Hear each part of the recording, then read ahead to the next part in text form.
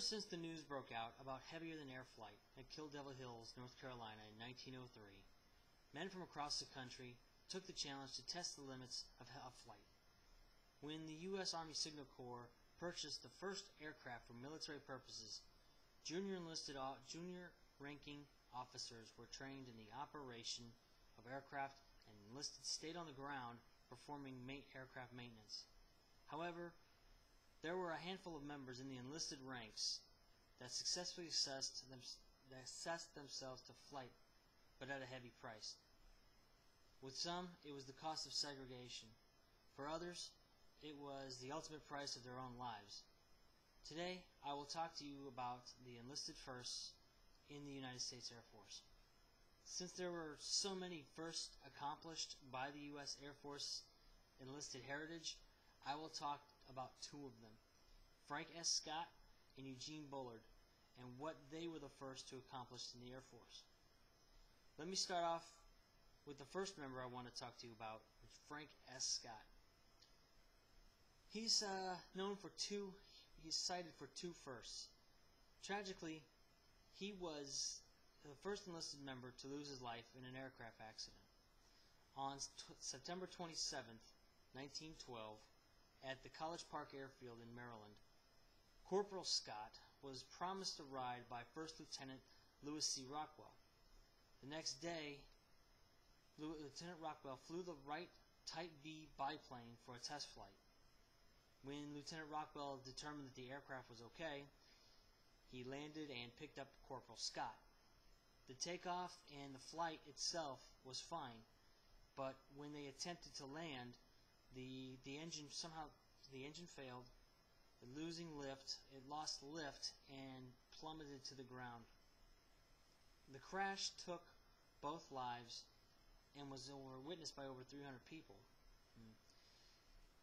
He was later honored by being the first and only enlisted member to have an Air Force base named after them. When the Army Air Corps enacted protocol for naming new military airfields after airmen who have lost their lives during what was called the experimental era, they decided on July 20th, 1917, that an airfield in Belleville, Illinois, just outside of St. Louis, was to be named Scott Field. Today, we all know this as Scott Air Force Base. It is the headquarters for the Air Force's Air Mobility Command and the United States Transportation Command. So now that you know about Corporal Scott and what he was known for, in Air Force enlisted history, the other enlisted member I want to talk to you about is Eugene Bullard. Eugene Bullard was known for being the first African American enlisted pilot and the only African American pilot during World War I.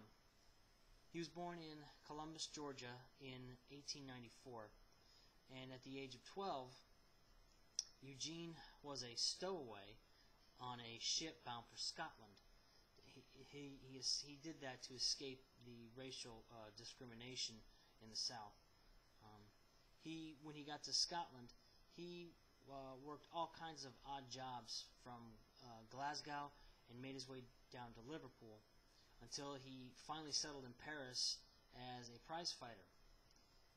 Eugene joined the French Foreign Legion upon the outbreak of World War I in 1914, and he rose to the rank of corporal. In 1916, he was wounded at the Battle of Verdun and was awarded the French War Cross for bravery. He suffered wounds received from the battle, which rendered him unfit for duty in the Foreign Legion. He was accepted as a transfer candidate for the Lafayette Flying Corps in the French Air Force. He was assigned to the 93rd Flying Squadron on August 17, 1917, where he flew some 20 missions and is credited for shooting down 2 enemy aircraft. When the U.S. became involved in World War I, Eugene requested to fly for his home country, the United States. Even though he had numerous hours of combat flying time, and he has 2 confirmed kills,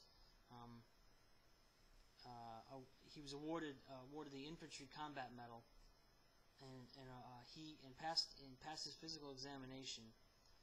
He was denied because the United States did not allow blacks to fly in combat roles. Fortunately, he would get his place in U.S. Air Force history on the 23rd of August, 1994. It was 33 years after he died, and 77 years after his flight physical was ignored. Eugene Bullard was posthumously commissioned as a second lieutenant by the Secretary of the Air Force. There's so many more stories of the Air Force's enlisted history. This was just 2 of them that I talked to you about. So let me conclude with this. I spoke to you about 2 men at the beginning of the Air Force's history, Frank S. Scott and Eugene Bullard, and how they wrote their legacy in the history pages of the Air Force. Specifically, what these 2 men had to sacrifice and how they earned the recognition that they deserved. I hope you enjoyed listening to these 2 great Americans' lives and their contributions to the Air Force enlisted heritage. Thank you for listening.